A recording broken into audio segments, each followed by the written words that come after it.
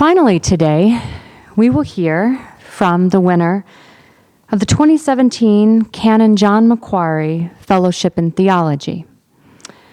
The Reverend Dr. William Edward Moneyhun completed his Doctor of Philosophy in Theological Studies. The title of his thesis is Io Really God?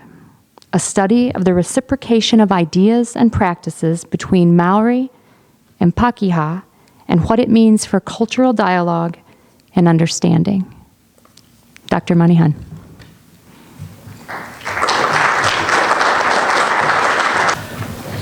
Well, good afternoon. Well, my name is William Moneyhun, and my field of study is the anthropology of religion, which, considered broadly, addresses the nature of religion and how it rises and is expressed both within the human community and within particular cultures.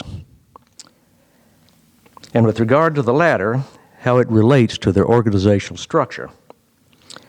The focus of my study has been the association of Māori and Pakeha, Māori being the indigenous tribal inhabitants of New Zealand, or Aotearoa in their language, and the Pakeha being the European settlers who arrived there beginning in the late 18th century.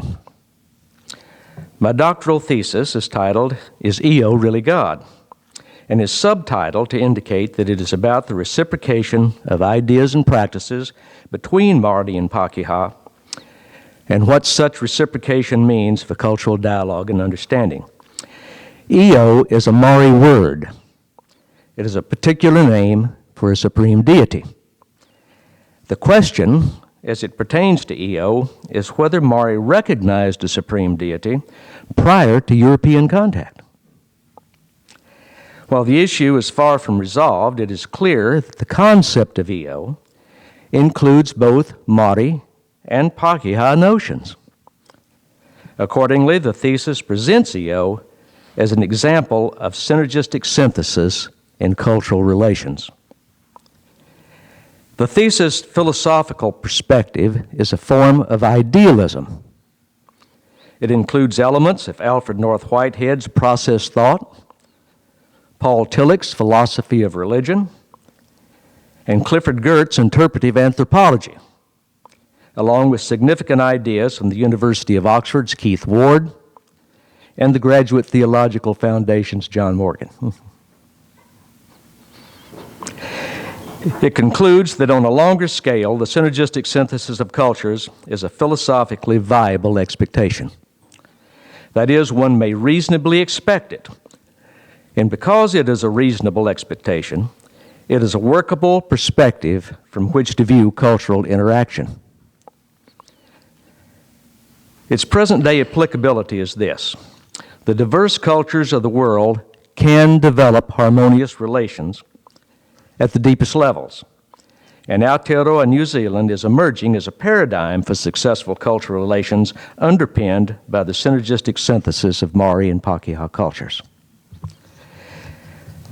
The thesis includes a description of how some Western exchange researchers have theorized and tested models for reciprocity and power relations, and shows that while their notions have applicability within Western culture, when applied to other cultures, they tend to break down as testable phenomena under the weight of exchange complexity, and break down structurally under the weight of cultural diversity, which diminishes their use as a general paradigm for human behavior. Accordingly, the thesis opts for a cultural relativism in which cultural differences should not be judged by absolute standards.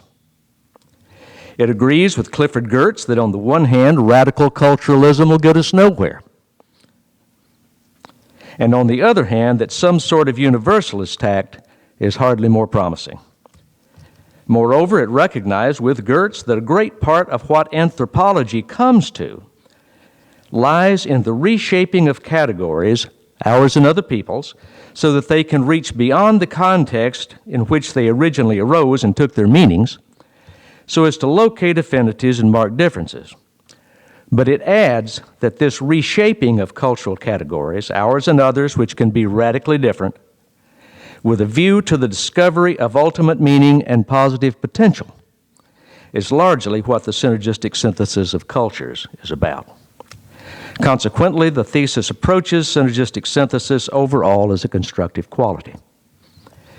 So how has this study enhanced my community involvement in the American Midwest and my association with friends and acquaintances in other countries?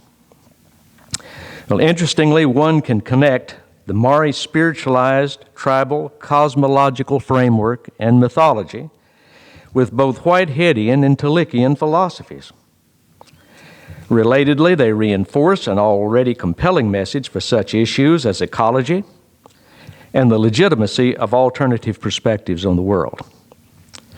But an equally important theme emerges from the fact that one can explain the more recent cultural interchange of Maori and Pakeha in terms of a conflation of Talikian theology and Geertzian anthropology, which are based, as Dr. Morgan has shown us, on compatible approaches to a concept of meaning, a theme which entails a perspective from which persons express what life is ultimately about in their address to fundamental human need.